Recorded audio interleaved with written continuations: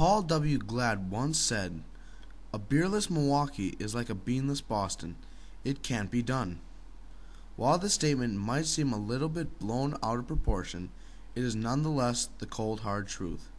When Prohibition was passed as the 18th Amendment in 1919, it threw the whole country into alcohol-driven frenzy.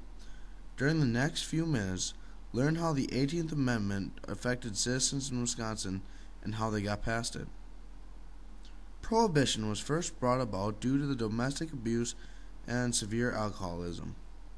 The idea for Prohibition was first introduced by a group known as the Anti-Saloon League, founded in Oberlin, Ohio in 1893.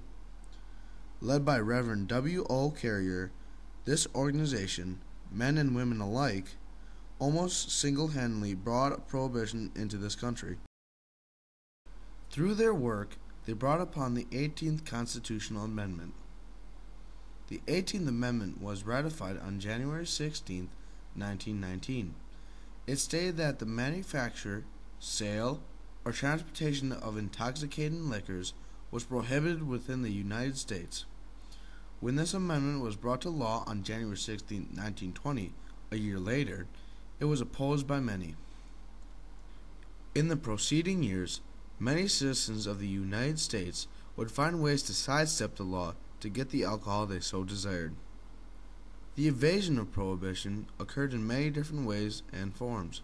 Some of these actions taken were bootlegging, moonshining, and speakeasies.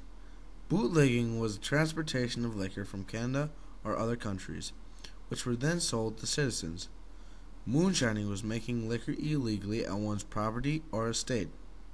However, moonshine sometimes led to blindness because the vats they stored would have rust and other chemicals that would get into the liquor. Speakeasies were taverns disguised as normal-looking buildings. Though enforcement of the law was heavy, many speakeasies survived throughout Prohibition. No matter how many laws were passed, the government could never truly create a nation without alcohol. Prohibition caused severe problems for many. Breweries were shut down, and the employees who ran them lost their jobs and ultimately their primary source of income. This caused an increase in stress level due to the fact that jobs were in high demand and there weren't enough to go around. For many citizens, Prohibition turned out to be a major thorn in their sides. During this period in history, the Mafia greatly influenced how people violated the law of Prohibition. They decided that during the period of Prohibition, they could benefit by importing and distributing alcoholic beverages. Most speakeasies were externally operated by Mafia leaders such as Al Capone or Bugs Moran. The wealth of these mobs would greatly increase throughout Prohibition. Corrupt law enforcement and wealthy mobsters led to the bribery of officials, thus allowing the Mafia to be above the law throughout the 1920s. Operation Blind Pigs was an operation run by the Mafia in the state of Wisconsin. It involved getting liquor without technically purchasing it. The person would see a performance such as a play or vaudeville act, then receive a complimentary drink courtesy of the house, but the price of the alcohol was included with the price of the admission. So, in theory, you were buying liquor without technically buying it. This was a great idea in the evasion of the 18th Amendment. Many journalists used cartoons to make a mockery of Prohibition. They would insult political leaders by showing what they pictured as going on behind the scenes. Some cartoons, such as this one, depict two corporate leaders as hypocritical drunkards. Political cartoons came to rise during this era of Prohibition. Cartoons like this are still utilized today, in times of mockery.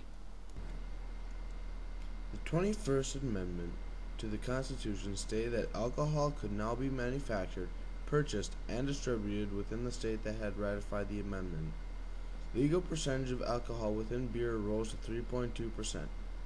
After the amendment was passed, it was the decision of each individual state whether or not to repeal the 18th Amendment. Most states ratified the repeal almost instantly, while states such as Missouri kept their prohibition until 1966. To this day, the 18th Amendment of Prohibition remains the only amendment to be repealed. Therefore, In conclusion, this is how citizens in the United States and Wisconsin treated and reacted to Prohibition. We hope you enjoyed the documentary and learned a lot of information from it. Thanks again for watching.